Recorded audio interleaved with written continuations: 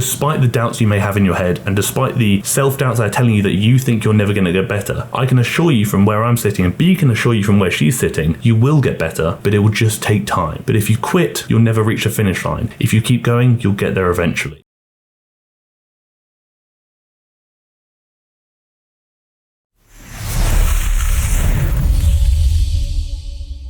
Now seems like a great time for me to tell you that there is only about 24 hours left of the TFNL guide sale. So if you click the link down below in the description or the comment section, you can have a look at all of the fitness and workout guides that myself and Ryder have created that will be on sale for another 24 hours. But now we're actually going to crack on the video.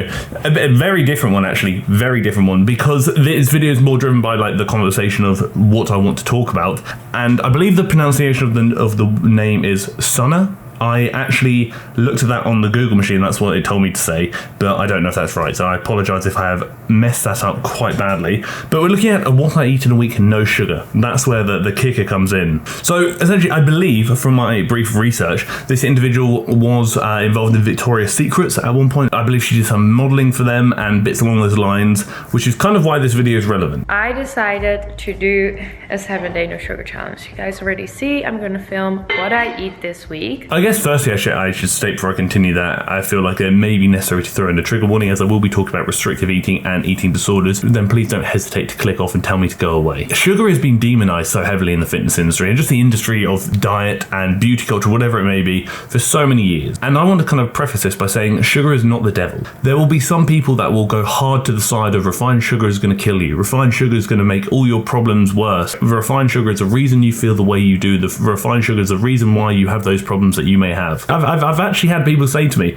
Harry, the reason why your mental health is suffering is because you have too much sugar in your diet. No, I have BPD. That's probably why it's suffering. Sugar gets very demonized by saying all your problems are because of sugar. The reason why you're gaining weight, sugar. The reason why you're unhappy, sugar. The reason why your health is not where it should be, sugar. Where in reality, unless you have a medical condition that may require you to be wary of how much sugar you're consuming, it is not the devil. And moderation is going to be pretty important. Too much of anything is going to be a bad thing. If you have too much protein, it's probably not great for you. Like if you have too much sugar, probably not the best thing for you. And when people adopt these like no sugar diets or no sugar challenges for a week, as this individual is doing here, that can very much lead to the development of cravings and potentially binging behaviors later on. So if you cut something out for a week, 2 weeks, whatever it may be, when you are then giving yourself the freedom to consume that thing that you've been deprived of again, you may result in going to the extreme of eating it excessively, binging on it, craving it constantly, whatever it may be. If you do want to reduce something from your diet, maybe sugar intake or refined sugar intake, I should say, a better approach would be to do it sustainably and slowly. Reduce how much you are eating bit by bit. If you cut it out cold turkey, again, with anything, you're going to probably crave it because your body has been deprived of something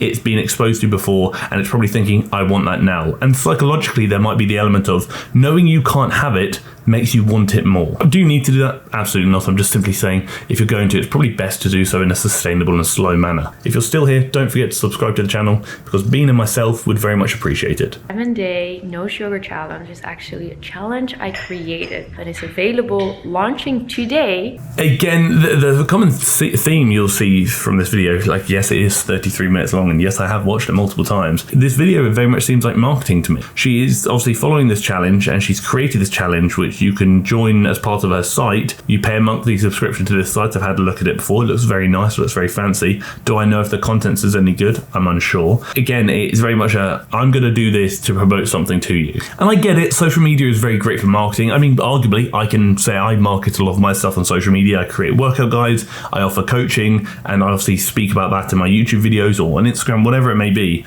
I don't do challenges with the intention of showing you need to buy my guides and you need to be coached by me and things like that. I kind of just do videos I want to talk about and just drop in a plug here and there if anyone fancies it. But if you don't, that's okay. I should appreciate you being here. And there's a big theme throughout this whole video is every time a product was on display, like a utensil or a piece of equipment, whatever it may be, there was very much a go to the link in my description for this, go to the link in my description for this. Do I know if this individual is affiliated with any of those brands? I'm unsure. Does she get commission from any of those sales? I'm unsure, but it did seem a bit marketing heavy to me. But again, that's just my opinion. I'm gonna make a protein smoothie.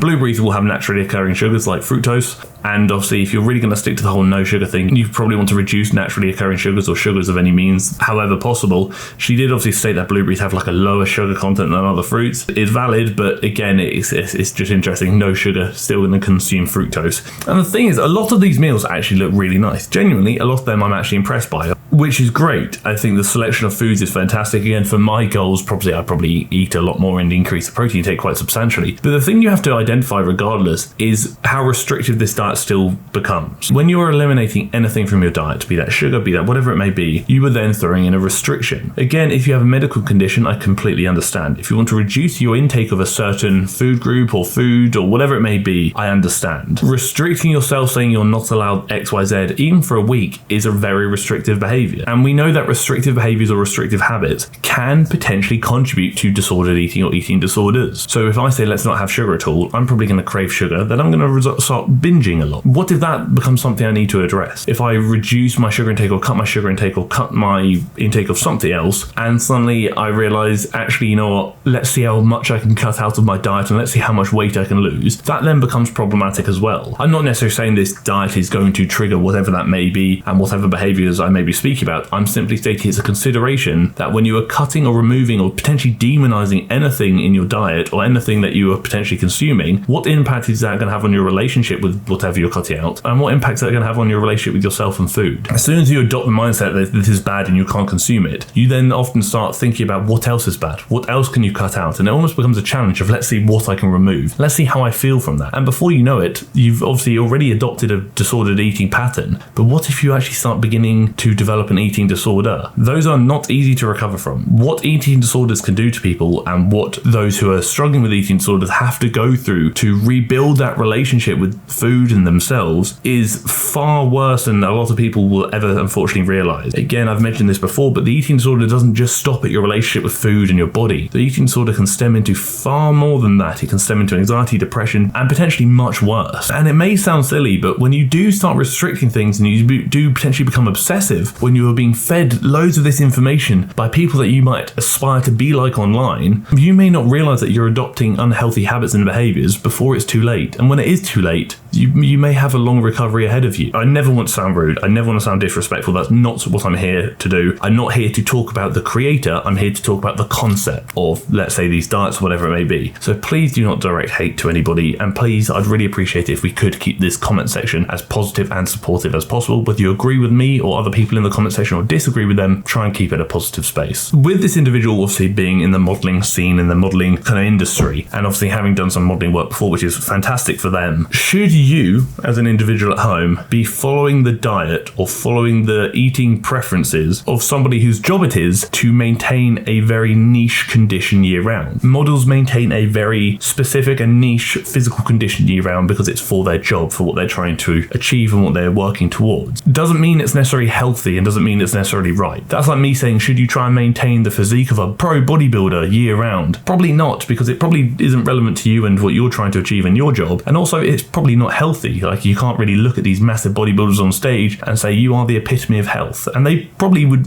openly admit, you know what, you're right, I'm not. They will sacrifice that health to perform how they need to perform in their chosen sport, job, whatever it may be. And that's something I have spoken about before. The difference between health and performance. And performance doesn't always just come down to physical performance for a sport. It could also come down to job performance. When you are a model where you have to maintain a very lean physique year round, you could be sacrificing your health to improve how you perform as a model. This individual definitely has the physique that you would often attribute to modeling and fashion modeling, but do you? And would you want to? If you want to try out the exact 7-day no sugar challenge that I did, then you can find it on Sourcing Body. And the thing is, obviously, a lot of these meals were created by the registered dietitian that she's working with for her app or whatever it may be. It kind of implies that she's essentially passing on secondhand information. And is that something you really want to follow yourself, or would you not rather speak to your own dietitian if you have one? one or your own medical professional, rather than taking the advice of somebody else's dietitian or medical professional. Again, just food for thought. When we are exposed to so many conflicting messages and so much conflicting information surrounding food, our body, what's right, what's wrong, what's good and what's bad, it's really hard to identify what you should follow. If anything is going to restrict something you can eat, something you enjoy, or something you want to do, you have to question if that's healthy for you. And also, it's about having that self-awareness of, am I in a position where I can listen to this without it negatively impacting my relationship with myself and my relationship with food? And that's something that's quite hard to admit and quite hard to do.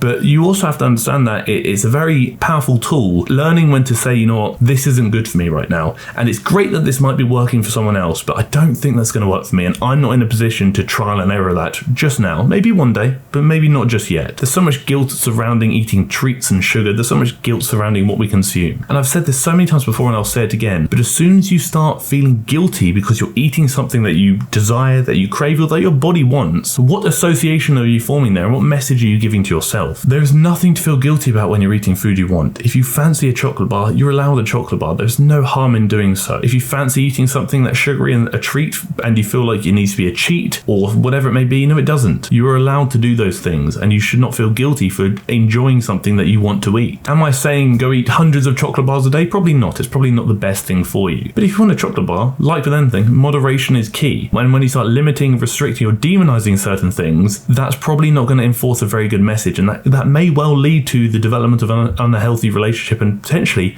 disordered pattern. And like I said, that's not easy to come back from. And I know many of you at home are unfortunately struggling with an eating disorder or disordered eating. If you feel you're falling down that path, it's not too late to do something about it. And if you feel you've already gone down that path, recovery is very successful.